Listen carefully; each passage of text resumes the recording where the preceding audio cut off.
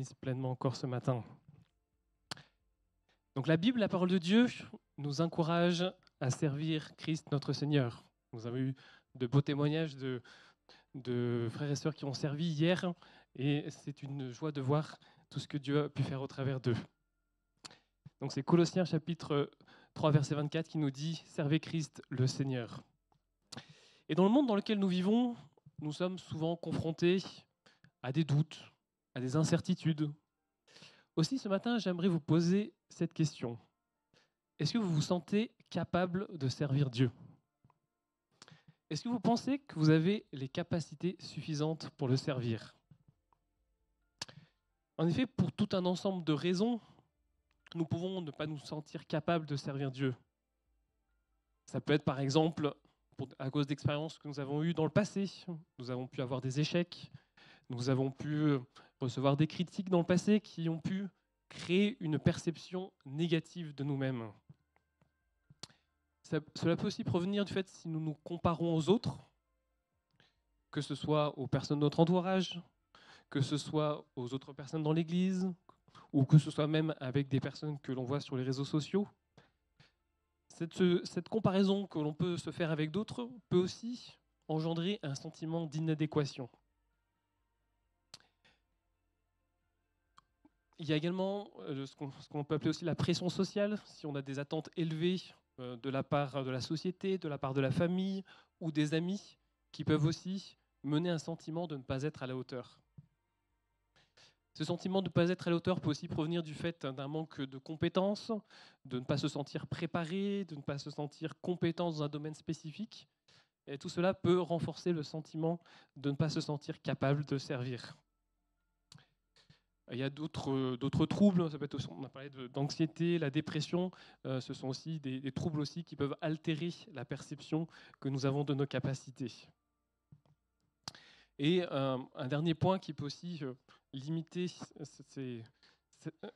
avoir ce sentiment d'incapacité, ça peut être aussi des croyances personnelles que nous avons sur nous-mêmes qui sont fausses, qui sont limitées, des croyances limitatives que nous avons sur nous-mêmes, des croyances sur ce que l'on peut, ce que l'on ne peut pas accomplir, influencent aussi la confiance que nous avons en nous-mêmes.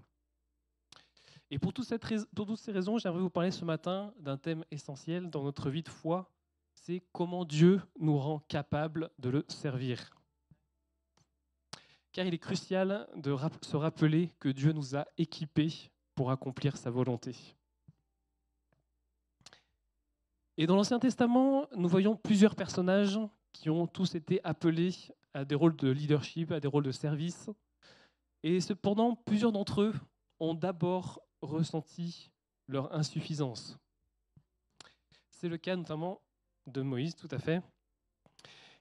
Moïse, qui a été un personnage central de la Bible, c'est lui qui a non seulement écrit les 5 premiers livres de la Bible, mais c'est aussi surtout lui qui a joué un rôle primordial dans la vie du peuple hébreu. Et donc ce Moïse qui a été appelé par Dieu, et cet appel de Moïse nous enseigne beaucoup sur nos propres doutes et sur nos incapacités. Lorsque Dieu a choisi Moïse pour libérer son peuple d'Égypte, Moïse a ressenti une profonde hésitation. Il a eu des doutes quant à sa capacité à accomplir cette mission. Donc si nous reprenons un petit peu le contexte de l'appel de Moïse, donc Moïse, il avait été élevé dans la maison de Pharaon, il a été élevé dans la cour du roi. Et ensuite, il a dû fuir l'Égypte parce qu'il avait tué un Égyptien qui maltraitait un Hébreu. Donc il a fui l'Égypte, il s'est parti se réfugier dans le pays de Madian où il se cachait. Et là, Dieu l'a appelé au travers d'un buisson ardent. Et ce moment marquant a été le début d'une mission qui allait ensuite transformer l'histoire du peuple d'Israël. Je vous propose que l'on lise ensemble ce passage dans Exode au chapitre 3, à partir du verset 4. Et nous allons lire jusqu'au verset 14. Donc Exode chapitre 3, à partir du verset 4. L'Éternel vit qu'il se Exode chapitre 3. L'Éternel vit qu'il se détournait pour voir, et Dieu l'appela du milieu du buisson et dit « Moïse, Moïse !» Et il répondit me voici. Dieu dit, n'approche pas d'ici. Ôte tes souliers de tes pieds, car le lieu sur lequel tu te tiens est une terre sainte. Et il ajouta, je suis le Dieu de ton père, le Dieu d'Abraham, le Dieu d'Isaac et le Dieu de Jacob. Moïse se cacha le visage car il craignait de regarder Dieu. L'Éternel dit, j'ai vu la souffrance de mon peuple qui est en Égypte et j'ai entendu les cris que lui font pousser ses oppresseurs, car je connais ses douleurs. Je suis descendu pour le délivrer de la main des Égyptiens et pour le faire monter de ce pays dans un bon et vaste pays, dans un pays où coule le lait et le miel, dans les lieux qu'habitent les Cananéens, les Hétiens, les Amoréens, les Phérésiens, les Éviens et les Jébusiens. Voici les cris d'Israël sont venus jusqu'à moi, et j'ai vu l'oppression que leur font souffrir les Égyptiens. Maintenant, va, je t'enverrai auprès de Pharaon, et tu feras sortir d'Égypte mon peuple, les enfants d'Israël. Moïse dit à Dieu, qui suis-je pour aller vers Pharaon et pour faire sortir d'Égypte les enfants d'Israël? Dieu dit, je serai avec toi, et ceci sera pour toi le signe que c'est moi qui t'envoie. Un petit peu. Et ceci sera le signe que c'est moi qui t'envoie. Alors, il y a un petit verset que je n'ai pas terminé. Quand tu auras fait sortir d'Égypte le peuple, vous servirez Dieu sur cette montagne. Verset 13, Moïse dit à Dieu, j'irai donc vers les enfants d'Israël et je leur dirai, le Dieu de vos pères m'envoie vers vous. Mais s'ils me demandent quel est son nom, que leur répondrai-je? Dieu dit à Moïse, je suis celui qui suis. Et il ajouta, c'est ainsi que tu répondras aux enfants d'Israël, celui qui s'appelle Je suis m'a envoyé vers vous. Donc dans ce passage, nous voyons l'appel divin de Moïse. Dieu s'est révélé à Moïse et lui a demandé de retourner en Égypte pour aller libérer les Israélites de l'esclavage. Et nous pouvons voir tous les doutes de Moïse dans ce passage. Moïse a répondu à cet appel avec des questions et des préoccupations. Au verset 11 que nous avons lu, il a répondu à Dieu, « Mais qui suis-je pour aller vers Pharaon ?» Moïse a exprimé son incertitude, il a exprimé son sentiment d'incapacité. Et ce questionnement de Moïse est assez universel et peut résonner en chacun d'entre nous. Nous pouvons tous nous dire, « Mais qui suis-je, Seigneur, pour faire ce que tu me demandes de faire? Qui suis-je » Voyons maintenant un peu plus en détail quelles sont ces différentes inquiétudes et objections de Moïse. Dans Exode au chapitre 4 au verset 1, donc Moïse continuait d'échanger, de discuter avec Dieu, et Moïse dit à Dieu, Moïse répondit et dit, « Voici, ils ne me croiront point, et ils n'écouteront point ma voix, mais ils diront, l'Éternel ne t'est point apparu. » Donc là, nous pouvons mettre en évidence un point d'identité et d'autorité. L'histoire de Moïse nous montre que Moïse a douté de son identité, avec le fameux « qui suis-je », et il a aussi douté de sa légitimité, en disant « ils ne me croiront point, ils n'écouteront point ma voix ». Moïse se demande comment il pourra convaincre les Israélites et Pharaon de sa mission.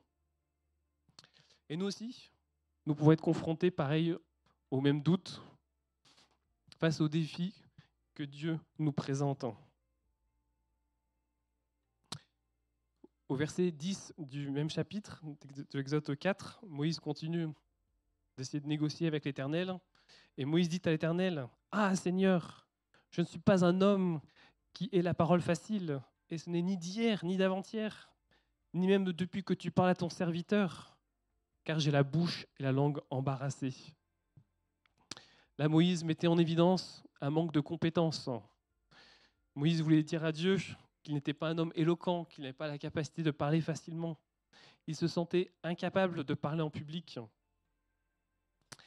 Et de même, beaucoup d'entre nous, nous pouvons nous sentir incompétents face aux tâches que Dieu nous confie, comme l'a ressenti Moïse, que ce soit dans notre ministère, dans notre travail ou dans notre vie quotidienne. Et une autre objection, c'est au verset 13 du même chapitre. Mais Moïse rétorqua, « Non, Seigneur, je t'en prie, envoie qui tu voudras pour cela. » Sous-entendu, envoie qui tu veux, mais pas moi. Là, Moïse soulignait la peur de l'échec. Moïse craignait l'échec, il avait peur de ne pas être à la hauteur de la tâche.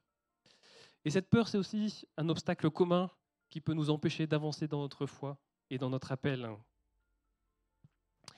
Et face à tous les doutes, face à toutes les inquiétudes de Moïse, Dieu a répondu. Dieu a confirmé tout d'abord à Moïse la promesse de sa présence divine. Dieu, il a répondu aux doutes de Moïse en lui promettant qu'il sera là. Au verset 12 d'Exode 3, Dieu dit « Je serai avec toi ». C'est une promesse puissante qui nous rappelle que nous ne sommes jamais seuls dans la mission que Dieu nous confie. Dieu est avec nous. Dieu promet également à Moïse son assistance.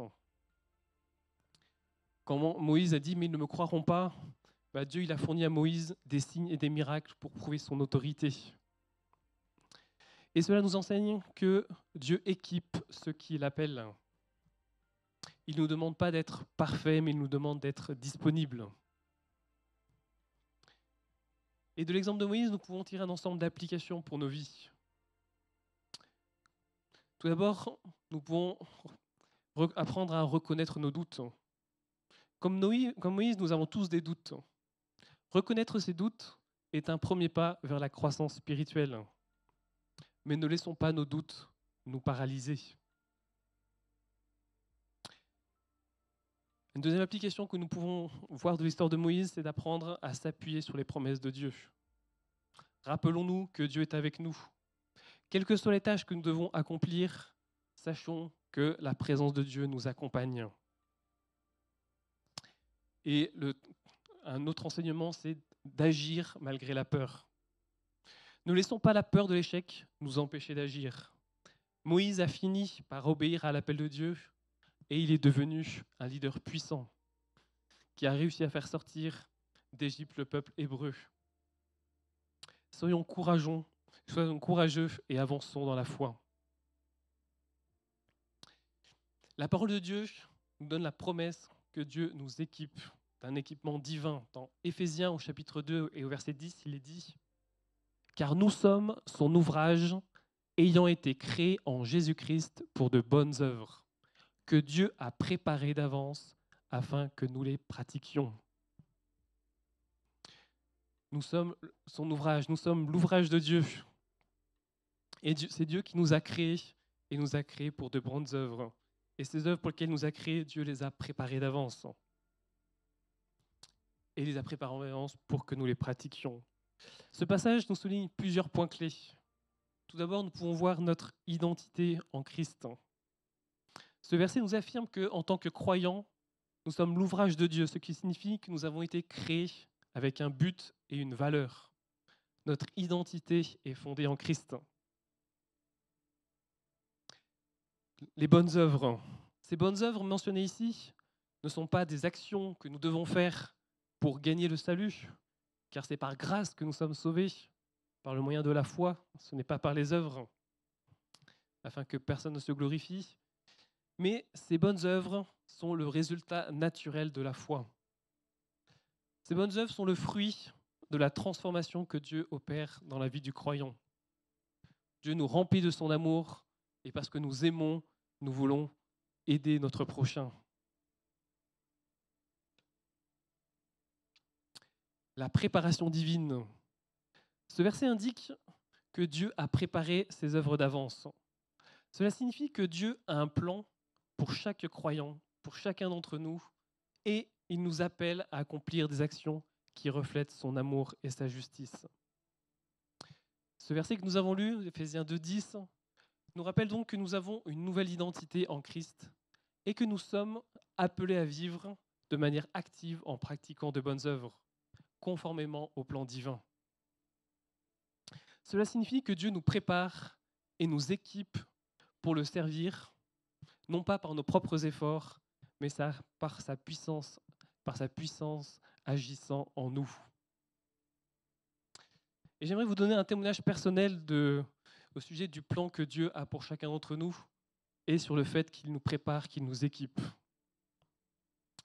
En 2008, alors que j'étais encore tout jeune, donc le pasteur de l'époque, qui était avant le pasteur Emmanuel Lambotin, m'avait proposé de reprendre la trésorerie et la comptabilité de l'association culturelle de l'Église. Et à ce moment-là, je ne connaissais pratiquement rien de la comptabilité. Moi, je terminais des études d'informatique et je n'avais pas fait du tout d'études de comptabilité. Mais j'avais quand même eu une petite formation dans le cadre de mon cursus informatique, une petite initiation, car les informaticiens sont souvent en contact avec les comptables pour automatiser un certain nombre d'opérations. Mais en tout cas, je n'avais jamais exercé en comptabilité, mais je n'avais pas d'expérience professionnelle dans ce domaine, mais j'avais à cœur de le servir. Et j'ai donc accepté cette proposition. Et petit à petit, j'ai appris en pratiquant et en échangeant avec le trésorier de Grenoble à l'époque.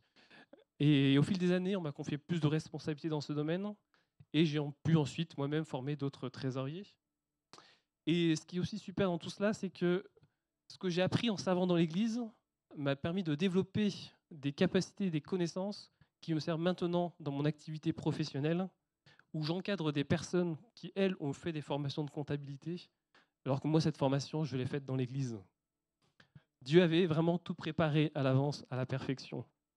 Dieu a un plan divin pour chacun d'entre nous. Ce qui nous appelle, c'est à le suivre et être disponible et à se laisser former. 2 Corinthiens au chapitre 12 et au verset 9 nous dit aussi, c'est l'apôtre Paul qui parle, « Et il m'a dit, ma grâce te suffit, car ma puissance s'accomplit dans la faiblesse. Je me glorifierai donc bien plus volontiers de mes faiblesses, afin que la puissance de Christ repose sur moi. » Dans ce verset, l'apôtre Paul parle donc de sa propre faiblesse et de la manière dont Dieu l'a utilisé malgré cela. Ce verset exprime une profonde vérité spirituelle. Nous pouvons voir 3 points clés de ce verset. Tout d'abord, la grâce de Dieu.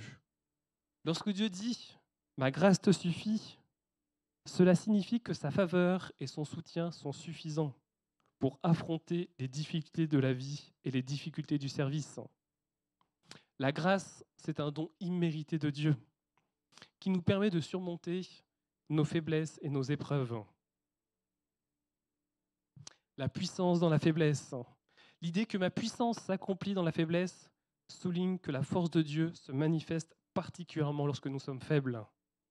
Cela renverse notre compréhension humaine qui valorise la force et l'autonomie. Dieu, au contraire, utilise nos faiblesses pour démontrer sa puissance.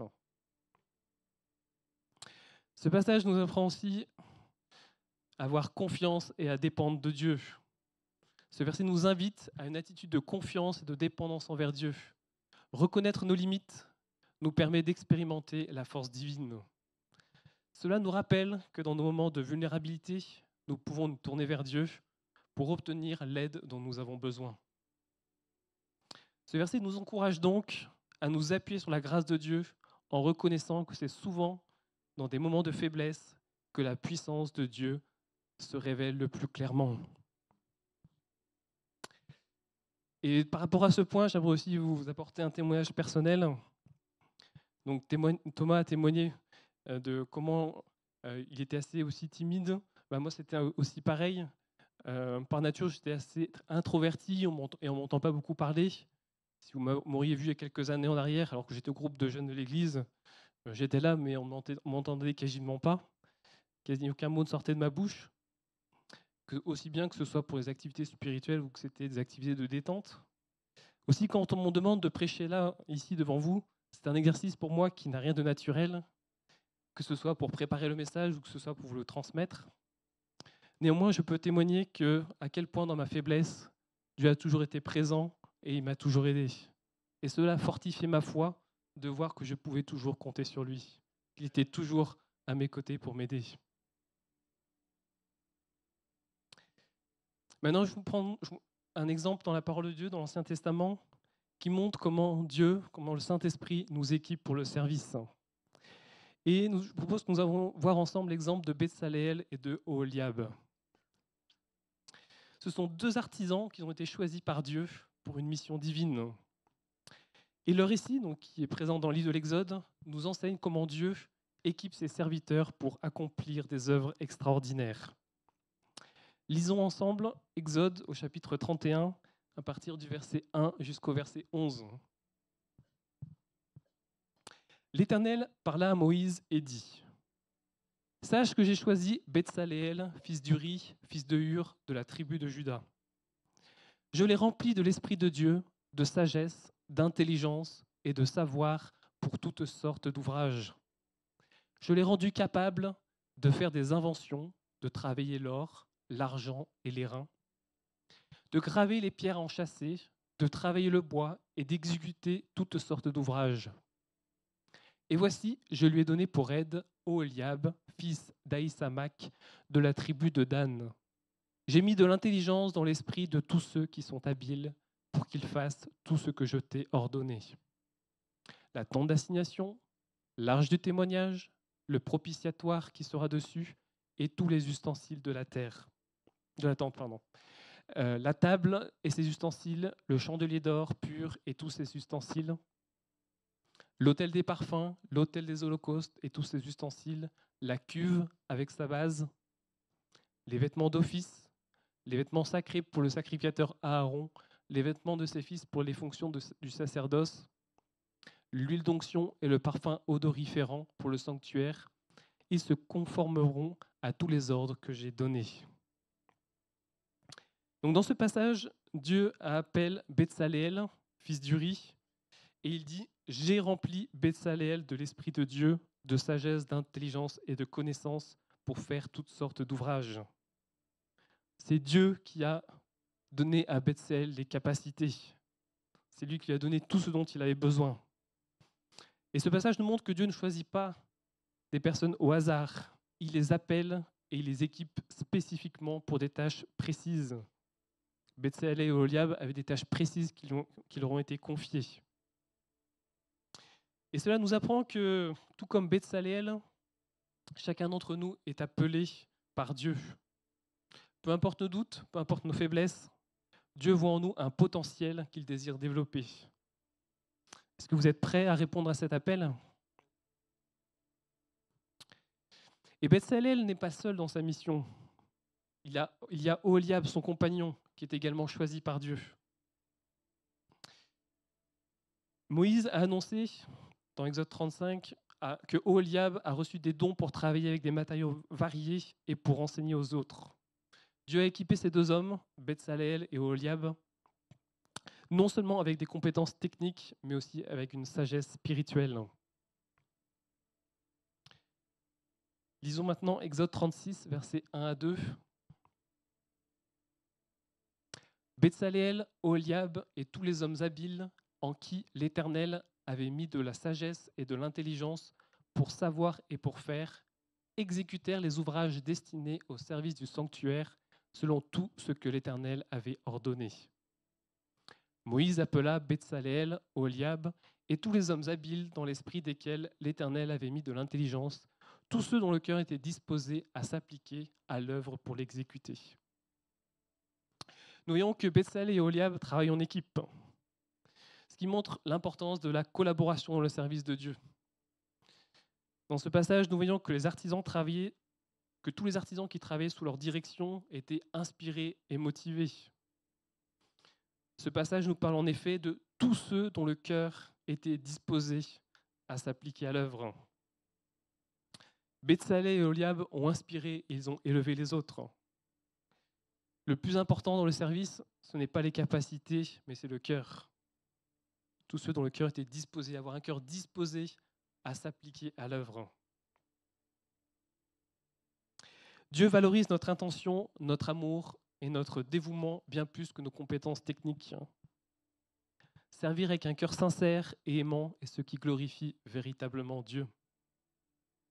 Dans 1 Samuel 16, 7, Dieu dit à Samuel : « L'homme regarde à ce qui frappe les yeux, mais l'Éternel regarde au cœur. » Ce verset nous rappelle que Dieu ne nous juge pas selon les apparences ou selon les compétences extérieures, mais selon l'état de notre cœur. De même, dans le Nouveau Testament, dans 1 Corinthiens 13, Paul explique que même si on a des dons extraordinaires, si on n'a pas l'amour, ces actions n'ont aucune valeur. Cela nous montre que le cœur est central dans notre service.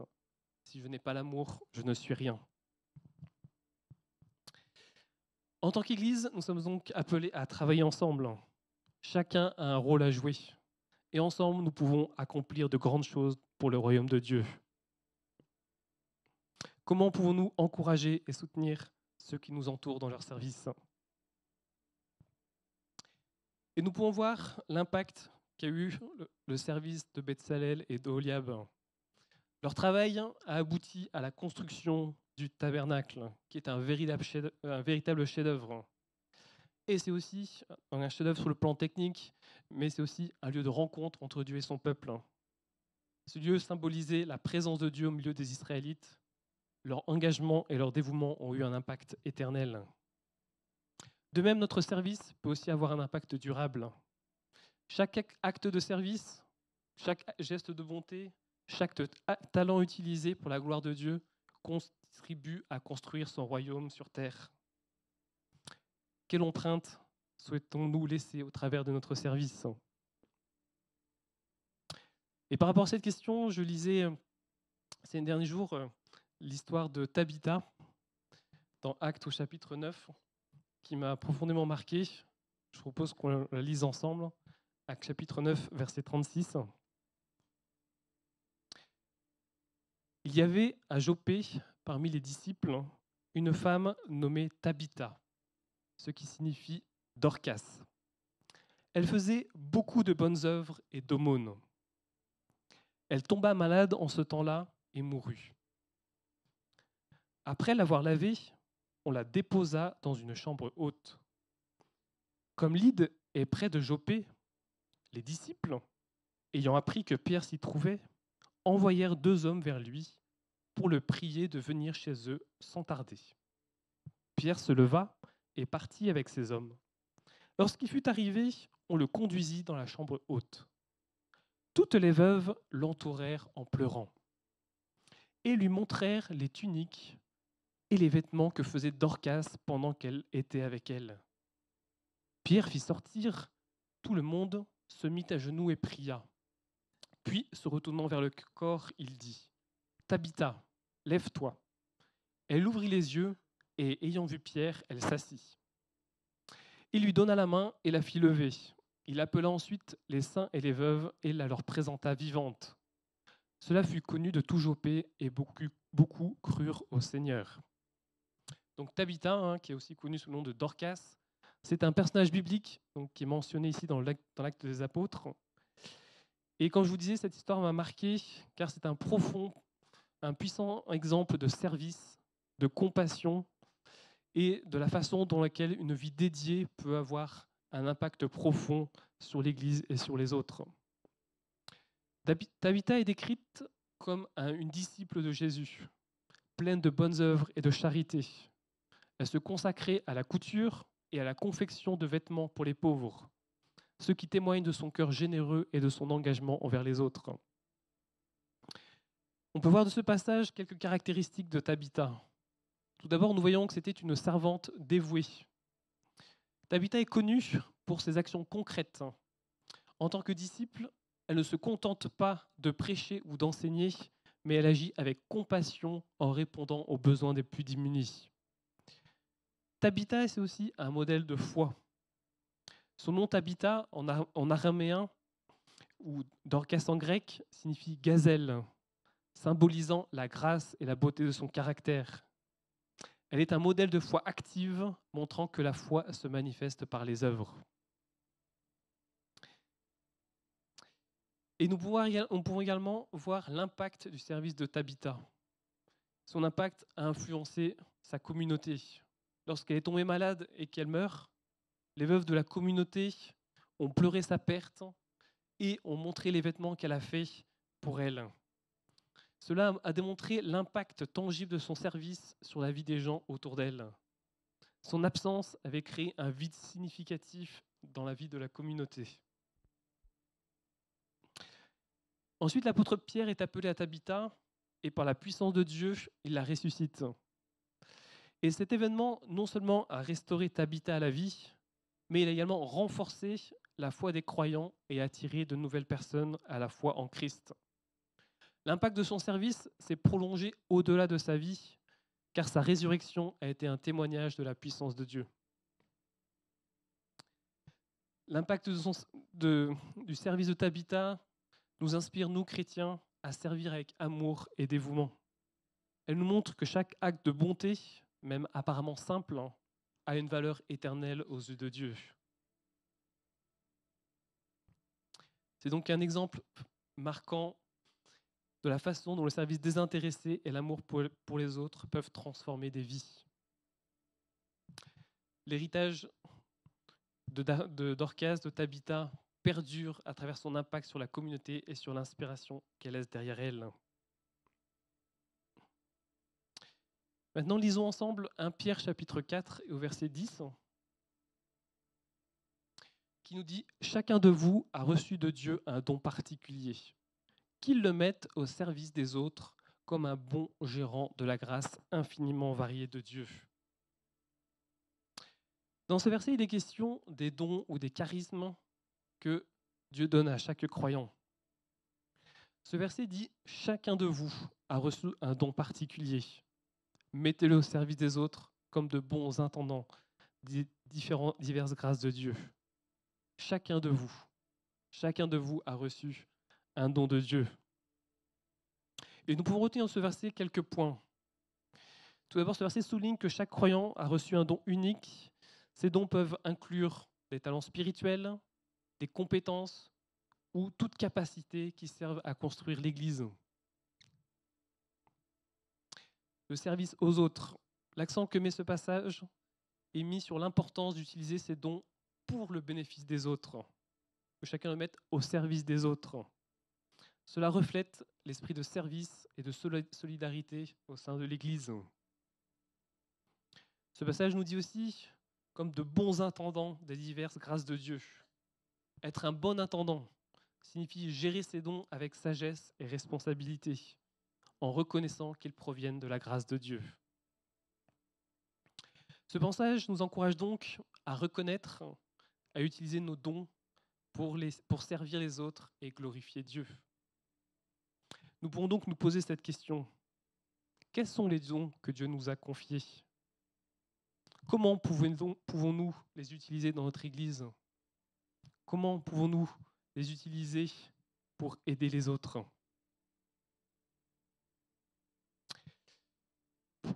Pour conclure ce message, en réfléchissant à tout ce que nous avons partagé ce matin, il est essentiel de se rappeler que notre capacité à servir Dieu ne repose pas sur nos propres forces, il ne repose pas sur nos compétences, mais sur la grâce et l'équipement divin.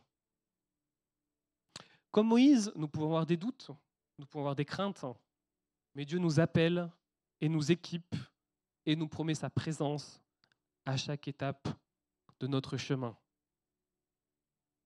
L'exemple de Betsalel et de Oliab nous rappelle que Dieu a choisi des serviteurs selon son plan et leur donne des dons nécessaires pour accomplir des œuvres extraordinaires.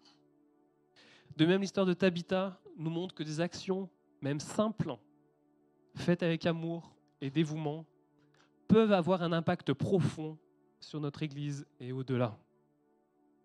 Alors, ne laissons pas nos doutes et nos insuffisances nous empêcher de répondre à l'appel de Dieu. Soyons courageux et engageons-nous à servir avec un cœur sincère. Rappelons-nous que Dieu voit en nous un potentiel immense et qu'il désire utiliser nos talents, même ceux que nous ne pensons pas avoir.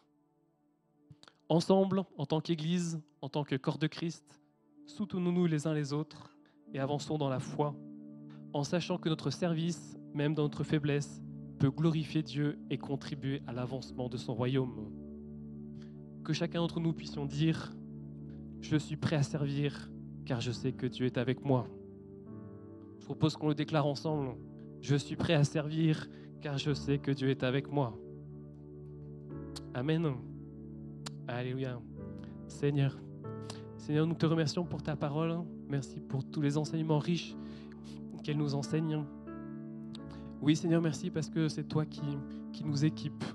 C'est toi qui nous équipe, qui nous qualifie. Seigneur, tu connais peut-être les doutes, les inquiétudes, les difficultés, ce qu'il y a au fond de nos cœurs. Mais Seigneur, nous voulons placer notre confiance en toi. Seigneur, nous voulons avoir foi que c'est toi qui nous équipe, que c'est toi qui es à nos côtés et toi qui pourvois à tout ce dont nous avons besoin pour l'appel que tu as sur nos vies. Merci Père parce que tu as des projets de Père, d'avenir et d'espérance pour chacun d'entre nous. Merci pour chacun ici présent. Merci pour les dons que tu leur as donnés à chacun. Et Seigneur, que nous puissions tous les utiliser pour ta gloire, Seigneur. Amen. Alléluia. Merci Simon pour la parole. Je vous invite à